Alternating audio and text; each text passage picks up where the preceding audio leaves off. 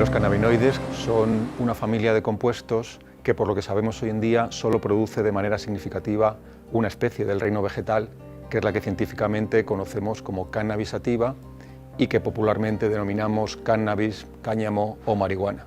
Dentro de todos los sistemas de comunicación química que existen en nuestro organismo en general y en nuestro cerebro en particular, hay uno de ellos que es el sistema endocannabinoide. El sistema endocannabinoide implica la generación por parte, por ejemplo, de algunas neuronas de unos mensajeros químicos que se llaman endocannabinoides. Estos mensajeros químicos son reconocidas por otras neuronas vecinas y eso produce una serie de efectos. Hay dos cannabinoides que son claramente los más relevantes y sobre los que tenemos más conocimiento desde el punto de vista farmacológico. El THC, responsable de la mayoría de las propiedades terapéuticas del cannabis, y el CBD, responsable de algunas otras propiedades terapéuticas. Dentro de las posibles acciones que produce el cannabis en nuestro organismo, algunas tienen relevancia terapéutica y, sobre todo, estas acciones se circunscriben a los campos de la oncología y la neurología. El Banco de Tejidos 100 es el continuador de una actividad de banco de cerebros que se inició en la Facultad de Medicina, en la Universidad Complutense, pues, a mediados de los años 90.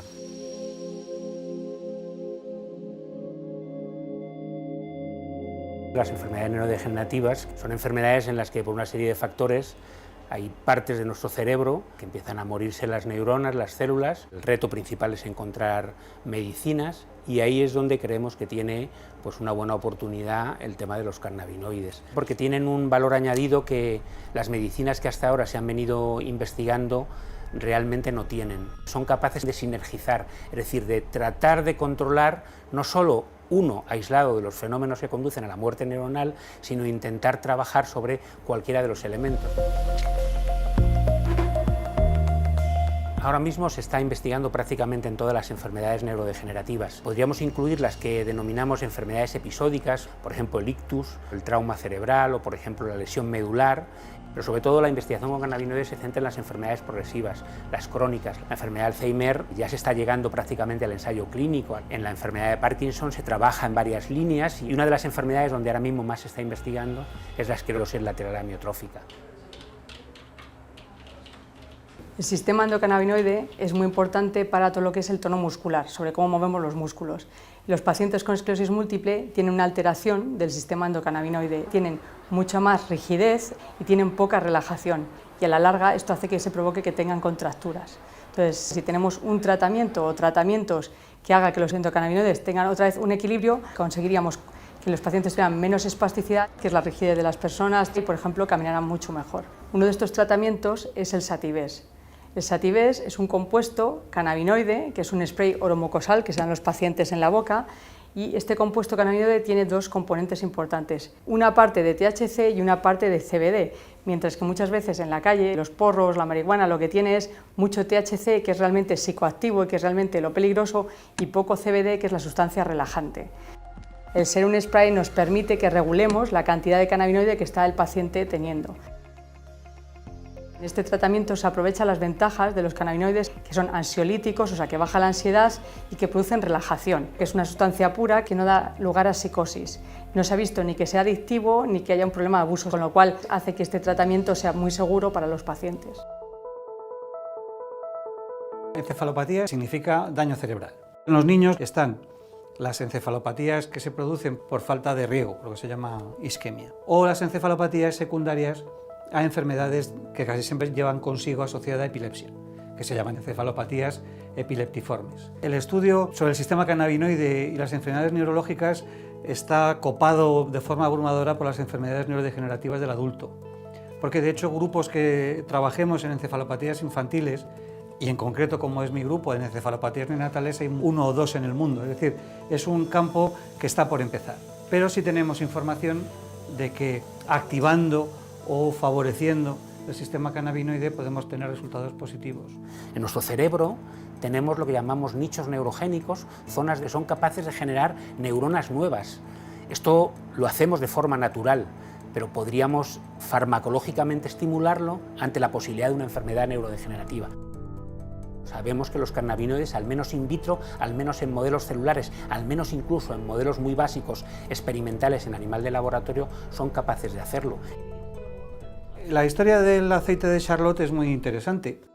Hubo una serie de experimentos que habían demostrado que el cannabidiol tenía efecto anticonvulsivante. Entonces los padres de Charlotte, una niña con una encefalopatía epileptiforme muy grave, encargaron que se consiguiera una variante de cannabis que solamente tuviera cannabidiol, para evitar los efectos psicoactivos que tiene el THC y potenciar o intentar utilizar los efectos terapéuticos del cannabidiol. Los padres consiguieron un extracto haciendo un aceite que era prácticamente cannabidiol puro y se lo empezaron a dar a Charlotte. En ese momento Charlotte era una niña que convulsionaba muchas veces al día, que no podía moverse, que no se relacionaba, que no hablaba, prácticamente no contactaba. Empezaron a darle el aceite, además del tratamiento que ya tenía, y en unas semanas Charlotte empezó a hablar, empezó a andar, empezó a convulsionar alguna vez a la semana, en vez de varias veces al día. Y cuando los padres dieron publicidad a estos resultados, pues fue como una especie de locura colectiva, porque estaba ofreciendo una esperanza a muchos padres de niños que tenían un cuadro que hasta entonces era completamente desesperado.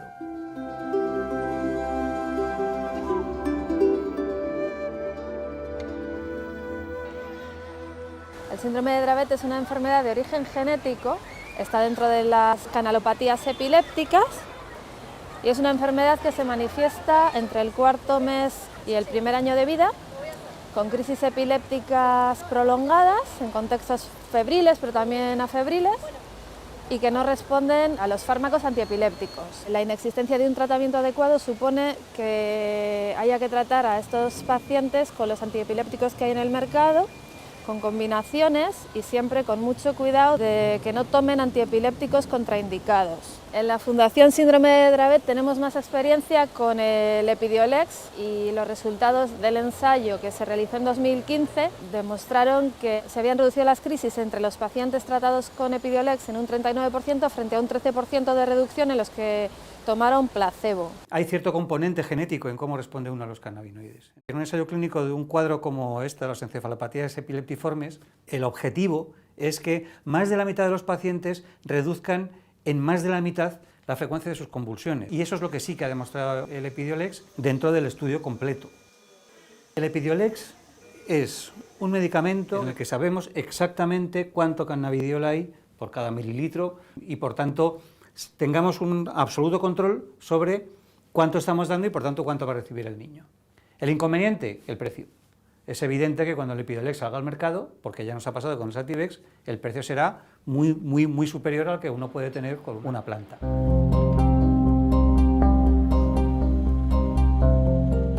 En el campo de la oncología sabemos que los cannabinoides son útiles como tratamiento paliativo y si nos referimos al tratamiento oncológico en sí mismo, es decir, para eliminar células tumorales, pues los ensayos clínicos todavía son muy preliminares. Hay bastantes estudios hechos en células y también en modelos animales que sugieren que los cannabinoides tienen actividad antitumoral, es decir, pueden reducir el tamaño de tumores generados en modelos animales, en algunos casos incluso pueden eliminarlos.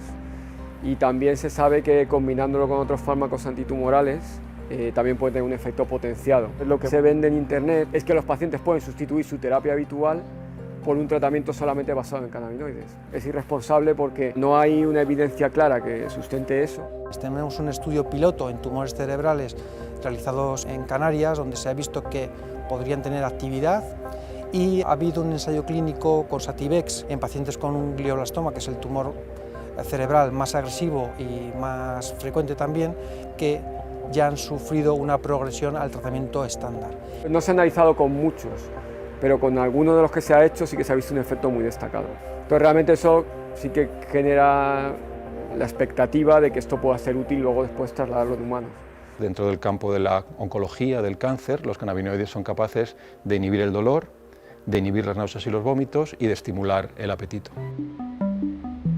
Existen muchas otras investigaciones sobre propiedades terapéuticas de los cannabinoides, por ejemplo en las enfermedades gastrointestinales, enfermedades que afectan el sistema musculoesquelético, dentro del terreno de la dermatología, enfermedades de la piel, etc. Pero estas investigaciones están todavía un poco más atrasadas que las que se refieren a la neurología y a la oncología. Las enfermedades inflamatorias intestinales se caracterizan en una inflamación del colon o del intestino delgado Y hay muchas variedades de enfermedades. Las más conocidas serían la colitis ulcerosa y la enfermedad de Crohn. Son enfermedades que se generan inflamación en la mucosa intestinal y por esta inflamación se pueden dar sangrados, se va muchas veces al baño con sensación de evacuar y genera unos trastornos bastante grandes, sobre todo metabólicos, a nivel de pérdida de peso al paciente. Para estas enfermedades normalmente lo que se utiliza son antiinflamatorios locales y entonces, como es la inflamación la que genera todos los demás síntomas, en principio ayuda. Realmente los cannabinoides diríamos que van a los síntomas. El THC sería muy bueno para paliar un poco el dolor. Tanto el CBD como el THC pueden reducir la inflamación y finalmente el THC actuaría para el tránsito intestinal. Por tanto, una combinación de CBD y THC podría ser interesante para esta enfermedad. Los pacientes ahora mismo están utilizando muchísimos tipos de preparaciones diferentes. La mayoría de ellos utilizan aceites que se pueden utilizar para hacer, por ejemplo, comestibles, pasteles, tartas, también vaporizan hierba, utilizan también preparaciones tópicas, ungüentos, hay una variedad enorme. El sistema endocannabinoide está repartido a lo largo de todo el sistema de transmisión de información dolorosa, tanto en la periferia como en el cerebro. Dependiendo de dónde actúe, ese efecto va a ser un poco diferente. Una cosa es regular la información que sale del dedo y que va a llegar hasta la médula espinal y de ahí al cerebro, y otra cosa es actuar directamente sobre el cerebro, que determina cómo percibes el dolor que se genera en el dedo. La mejor vía de administración depende de lo rápido que llegan los productos activos del cannabis a los tejidos y depende también del tiempo que aguanta el cannabis en el organismo. Considerando esas dos cosas, tenemos que pensar en qué es lo que está buscando el paciente. Si está buscando, por ejemplo, un alivio inmediato porque tiene un pico de dolor, en ese caso la vía vaporizada es la mejor. Si lo que estamos buscando es paliar un dolor crónico, una vía eficiente sería la ingesta, la vía oral. Tarda más en hacer efecto, pero los niveles se mantienen altos durante más tiempo. Si el dolor lo tenemos, por ejemplo, en una zona superficial, podríamos utilizar ungüentos. En ningún caso, fumar cannabis es una opción razonable. El dolor, cuando se genera en la periferia, se transmite a través de neuronas hasta el cerebro, que es donde se hace consciente el dolor, y lo que hace el sistema endocannabinoide es regular la cantidad de información que va a llegar desde el sitio donde se produce el daño hasta el cerebro. Y regular ese sistema endocannabinoide, mediante el uso de derivados cannabinoides, bien sean sintéticos o de la planta, produce efectos analgésicos. Tenemos evidencia científica de que tanto en modelos de dolor agudo como de dolor crónico, los cannabinoides pueden ayudar a modularlo.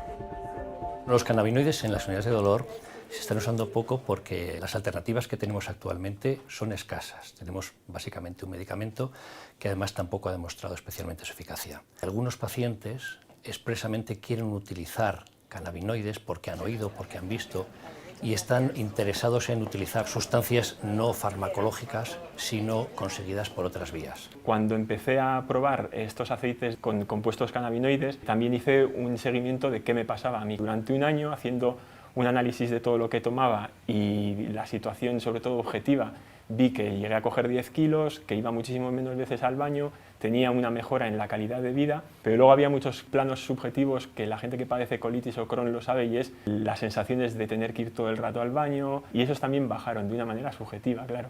Entonces para mí fue muy beneficioso, y gente que sé que está utilizando estos compuestos describen más o menos efectos parecidos. También es importante saber que los cannabinoides no curan esta enfermedad, lo que hacen es paliar los síntomas.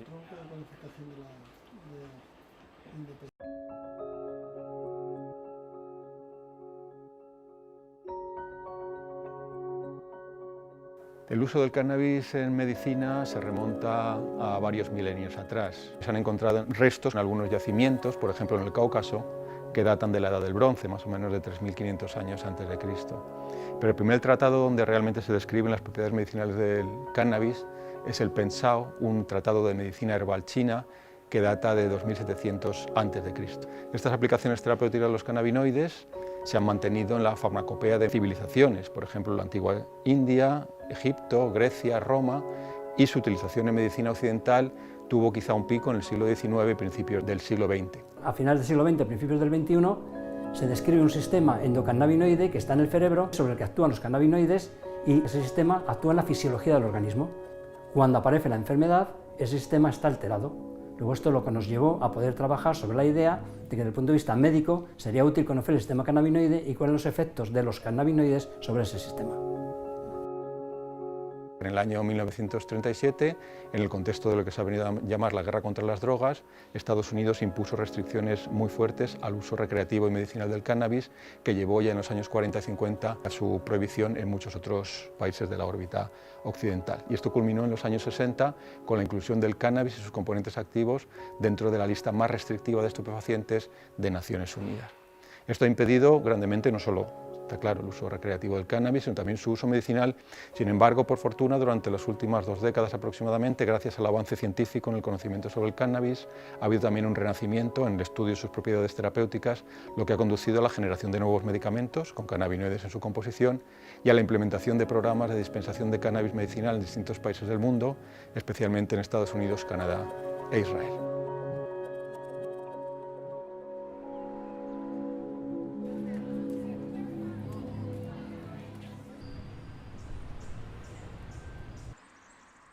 Las convenciones de Naciones Unidas fiscalizan la utilización de plantas y de principios activos. Lo que ocurre es que esa fiscalización salva la utilización médica y la utilización con fines de investigación. Para que esa utilización se pueda dar en cada uno de los países, el país lo que tiene que hacer es autorizar el uso y regularlo. Por lo que se refiere a la posibilidad de utilizar sustancias que tengan principios activos del cannabis, esa posibilidad no debería restringirse solo a la industria farmacéutica. De hecho, en los países donde está regulado y autorizada la utilización de cannabis medicinal, no lo es solo como medicamento, sino como productos sanitarios que se ponen en el mercado por otro procedimiento. Tenemos que implementar una regulación de estos productos y tenemos que hacerlo cuanto antes, porque los pacientes están utilizando ya todas estas cosas y como no hay ningún tipo de control, están sujetos a una inseguridad no solo jurídica, sino también sanitaria. Esa regulación tiene que contemplar cosas como la seguridad de los compuestos en cuanto a que no tengan ningún tipo de sustancia tóxica, pero tienen que controlar también que la cantidad de cannabinoides que dicen tener es realmente la que tienen. En la actualidad, lo que sí hay es un uso generalizado de derivados del cannabis que están siendo utilizados por los pacientes para el tratamiento del dolor, pero no tienen una indicación legal, digamos, para ese uso. El hecho de que no esté autorizado y no esté reglamentado hace que muchos médicos, aunque consideren que podría ser una sustancia útil, evidentemente no lo prescriban, porque no pueden prescribir un producto que es ilegal. En los distintos estados de Estados Unidos donde está reglamentado el uso del cannabis medicinal, o en Chile, o en Alemania, o en Uruguay, básicamente todos consisten en que hay una autorización para utilización, se dan una serie de licencias para producir, para distribuir, y con eso se garantiza que el producto final que llega al paciente tiene todas las garantías sanitarias. Es decir, la falta de reglamentación no solo impide el uso legal, impide el uso seguro. Cuando hablas de cannabinoides, siempre vas a estar pensando en drogas, vas a estar pensando en efectos secundarios, en efectos psicoactivos, y eso hace que mucha gente se aproxime con ciertas reticencias. Lo que intentamos es separar claramente ese uso lúdico de un uso terapéutico, es decir, su efecto como fármaco analgésico útil para el tratamiento de algunos tipos de dolor. El cannabis medicinal abarca un amplio abanico de sustancias y entonces habría que tener especial precaución con los agonistas CB1, es decir, los que pueden tener mayor riesgo de efectos psicoactivos. La mayoría de los consumidores de cannabis no presentan los mismos problemas. Tiene que haber ciertos factores individuales que favorezcan que ciertos sujetos tengan mayor riesgo de desarrollar esos problemas. ¿Cuáles son? En general no se sabe. Posiblemente son factores genéticos que son desconocidos. Y hay cierta vulnerabilidad individual que no se puede conocer a priori. El objetivo es disminuir los efectos secundarios. Los efectos secundarios de los cannabinoides fundamentalmente tienen que ver con la conciencia, es decir, son medicamentos que generan somnolencia, generan alteraciones, dificultades para concentrarse, dificultades para hacer tareas complejas. A largo plazo sí que se han relacionado con cuadros de alteraciones psíquicas, de esquizofrenia fundamentalmente, pero esto ha sido casi siempre haciéndolo con vías de administración en forma de abuso. Los efectos psicoactivos que puede tener el cannabis no son exclusivos del cannabis. muchos de los fármacos que utilizamos también tienen esos efectos. Todos los fármacos tienen efectos secundarios, pero tienen muchas potencialidades terapéuticas que hay que investigar y que hay que desarrollar. Es muy importante establecer un adecuado perfil de indicaciones terapéuticas de estos productos. Es decir, aquí no estamos planteando la legalización de una droga, sino que lo que estamos planteando es cumplir con las convenciones de Naciones Unidas. Y las convenciones lo que quieren garantizar es la utilización médica de cualquier sustancia que tenga valor terapéutico. Por lo tanto, regular el cannabis medicinal cumple el fin principal de las convenciones.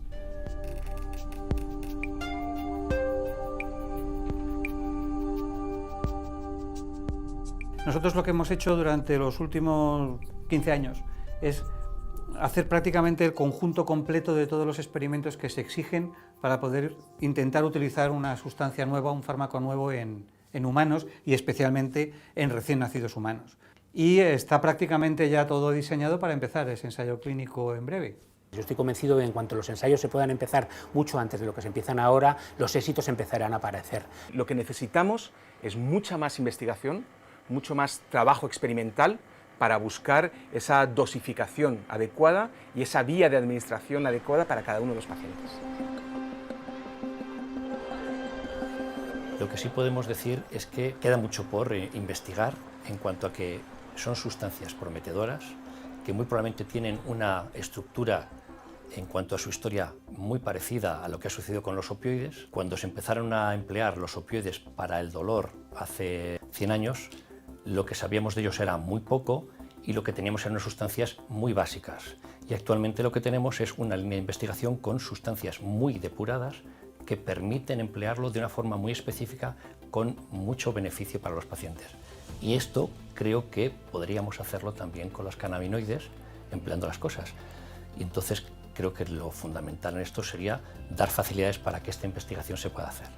Falta todavía un poquito de ganas por parte de todo el mundo para investigar un poquito más a fondo el tema de la farmacología del cannabis y de los cannabinoides.